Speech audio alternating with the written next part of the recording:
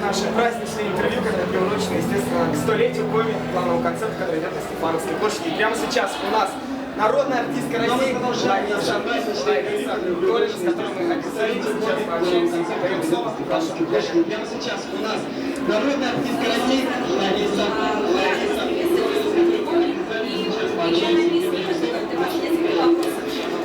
Вы недавно основали школу вокала, академию. Музыкальная академия вокала, музыкальная академия Ларисы.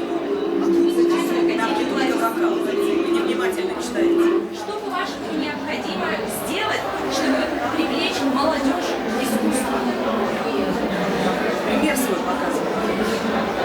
И рассказывать о том, что в жизни, кроме самой жизни, всяких значений, есть еще творчество, которое дает возможность стать нормальным человеком, даже если человек, обучающийся, не ставшийся который ни по каким-то причинам не пойдет на этот путь, но все равно большой шаг творчества сделает его плодороднее, сделает его добрее, сделает его личностью.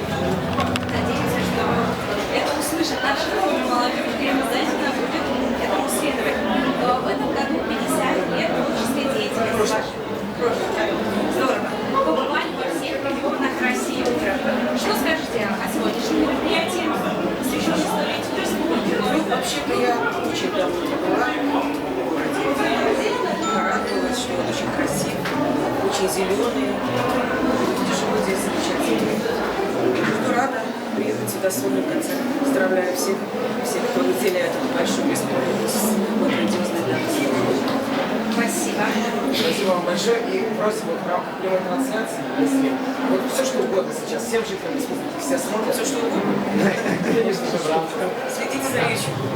Да. Что делать надо? Пожелайте, пожалуйста, поздравьте наших жителей с праздником. Я уже поздравила, но могу это сделать и во второй, и в третий раз.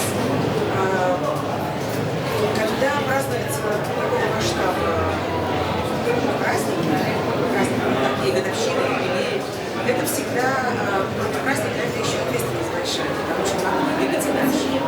Я хочу пожелать всем жителям, которые здесь живут, которые приехали, недавно я здесь я хочу пожелать всем желания доброго положения. Республика гостеприимная, республика красивая, здесь совсем не один место. Желаю вам всем развиваться, желаю вам всем здоровья, всем вашим близким, друзьям. И любите жизнь, потому что если вы не будете ее любить, она вас тоже не будет любить. Это очень важно. Важна взаимность.